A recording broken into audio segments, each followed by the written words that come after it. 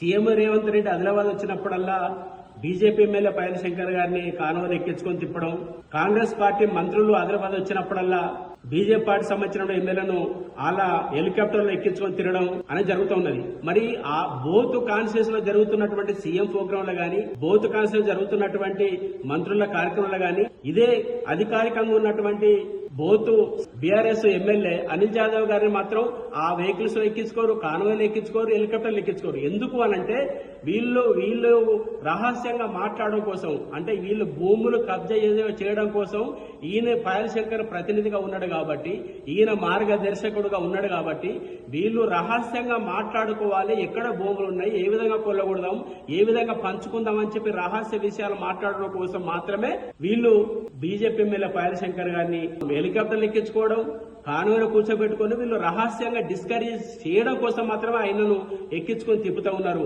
అదే అధికారికంగా ఎమ్మెల్యేగా ఉన్నటువంటి అనిల్ జాదవ్ గారిని మాత్రం ఆయన పక్కన పెడతారు, ఆయన దగ్గర తీయరు, ఆయన కాన్వాయ్లు ఎక్కించుకోరు, ఆయన హెలికాప్టర్ తీసుకోరు, ఆయన గురించి మాట్లాడే పరిస్థితి రాదు. కాబట్టి ఇది ప్రజలందరూ గమనిస్తున్నారు.